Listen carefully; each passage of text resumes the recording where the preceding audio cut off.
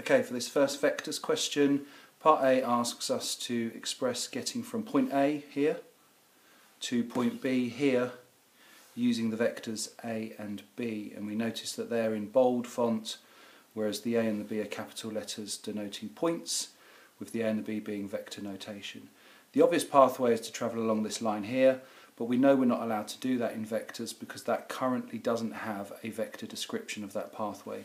We could go this way, but unfortunately we don't know this line here, AY, so the solution is going to be travelling from A to O and then from O to B, and we need to look at the vectors along those two parts of the lines. So with A to O, the vector is 3 lots of A, but travelling OA direction, so we're going to be going in the opposite direction, so that's going to be a negative 3A, and then travelling O to B, we're travelling with the vector, so that's positive 6B. So our final answer, negative 3A plus 6B.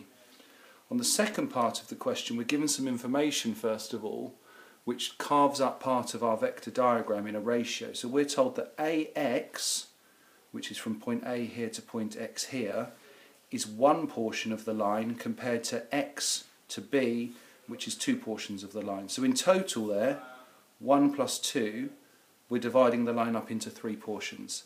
This portion of the line is going to be one of those portions, so 1/3. This portion of the line is going to be 2 of those portions, so 2/3. The vector AB, we've now discovered, is minus 3A plus 6B, so this is 1/3 of minus 3A plus 6B, and this is 2/3 of minus 3A plus 6B, and I'm sure that's going to be useful in the question in a moment. It then says to us, prove that O to X, so from this point here to this point here, is 2/5 of O to Y, which is from this point here all the way over to this point here. So, just like we did in part A, we can't currently travel directly from O to X, but we can by making a journey along this portion here, O to A, and then A to X. So this portion here is positive 3A, so I'm going to write that down first of all. So to get me from O to X, I'm going to start with positive 3A, which is this part of the journey here. And then we know, because we've just talked about it, A to X is 1/3 of our vector answer from part A. So I'm going to add 1/3 of minus 3A plus 6B. Let's tidy all of that up then. So we've still got positive 3A. We've now got 1/3 of minus 3A, so 1/3 of 3 is 1, so we've got minus 1A, and then we've got 1/3 of 6, so 1/3 of 6 is 2 B's, and then we end up with 3A minus 1A is 2A and 2B. So the vector O to X is 2A plus 2B, so this portion here. Let's now do the vector O to Y, and then we can see whether they have this relationship of being 2/5.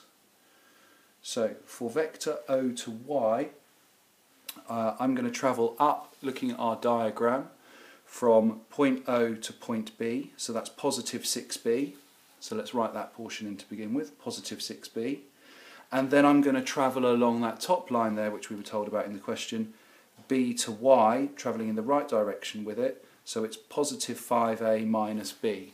So let's put that in with the other part, so positive 5A minus B. If I simplify all of this, I've got positive 6B subtract a B, so that leaves me with 5B, and I've still got my positive 5A. So we've got our two vectors now. Portion OX is 2A plus 2B, and portion OY is 5A plus 5B. So if we write those next to each other, we've got OX and we've got OY, and those two are going to be 2A plus 2B over 5A plus 5B, and if we cancel that through, we can see that it's in the proportion of 2/5.